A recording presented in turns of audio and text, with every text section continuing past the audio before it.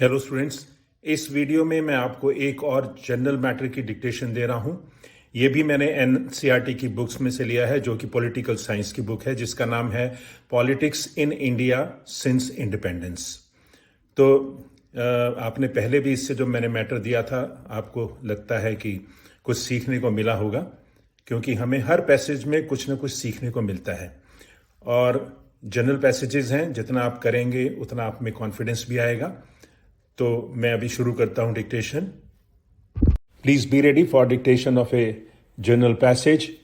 It has been taken from NCERT text books in political science for class 12th.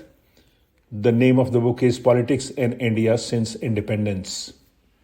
5 seconds to go. Start. As India completes 60 years as an independent and democratic country, it is time to look back and reflect on this period. So much of the trends and patterns of our politics, as well as the strengths and weaknesses of our democracy, have been shaped during these 6 decades. Yet it is surprising how little the younger citizens of our country know about this history. You would have a good idea of the freedom struggle because you study that in the history textbooks. You would also know something about our contemporary politics from the media, but very few young citizens know much about the period that connects the freedom movement to contemporary politics. This is the gap the present book seeks to fill. It tells you the story of the journey of our democracy during the last 60 years so that you can make sense of the political reality that surrounds all of us. This book is not a chronicle of all or even main events during the past 6 decades. We have tried to weave the history of the last 60 years around some major issues and themes.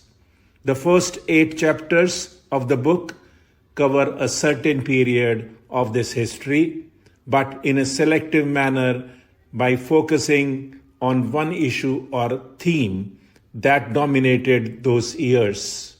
The final chapter offers an overview of various issues that have emerged in the most recent period. Politics is often understood as a power game played by some big leaders. Politics is, of course, about power, but politics is also about taking collective decisions, about sorting out differences, about reaching consensus. That is why we simply cannot run our collective affairs without politics. Similarly, big leaders no doubt influence the course of politics. But politics is much more than a story of individual ambitions and frustrations. That is why you will not find much emphasis on personalities in this book. You will find some biographical sketches so as to give you a rich sense of those times. But we do not expect you to memorize these biographical details.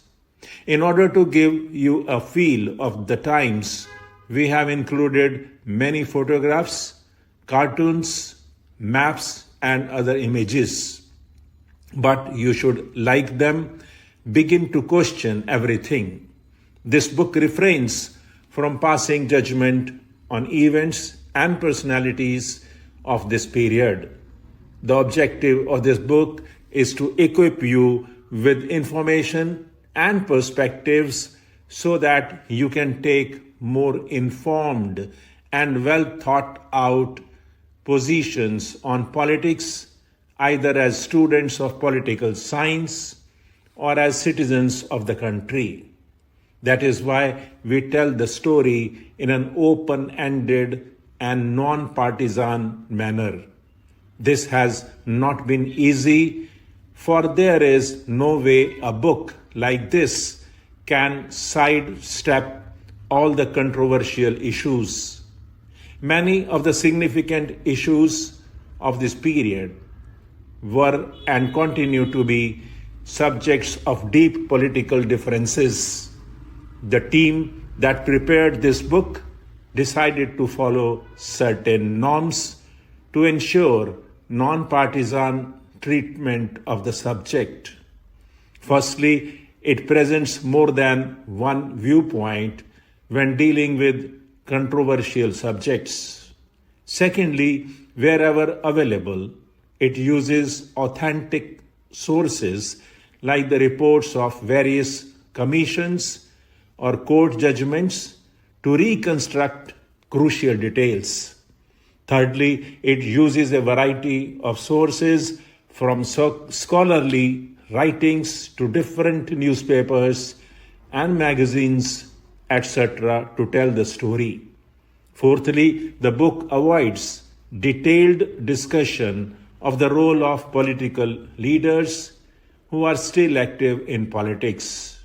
Writing this textbook turned out to be particularly challenging, for we do not have sufficient information on this period. Most of the archival material is still closed to the researchers. There are not many standard histories of this period that a textbook like this can draw upon. The Textbook Development Committee turned this challenge into an opportunity. We are grateful to the team members who spared their valuable time for preparing the drafts of the various chapters. We would like to place on record our gratitude to professors for contributing drafts for the sections on Jammu and Kashmir and Punjab respectively. Given the significance and the sensitive nature of the book, it was decided to put the drafts through many rounds of scrutiny by a group of political scientists and historians. We decided to request 3 readers to read an early draft of this text for accuracy and non-partisan treatment of the subject. We are very grateful that all of them accepted our request and took out time to read and comment on the drafts. Their remarks encouraged us. Their suggestions saved us from many errors. We owe a special debt to those who read parts of the book and made valuable comments. We were fortunate in having a group of eminent scholars, professors, who constituted a special subcommittee of the National Monitoring Committee and read the book at least thrice. We wish to thank professors for their support, advice, and guidance at different stages of this delicate project. We are also thankful to Professor Yashpal for his interest in and support to this book. Stop.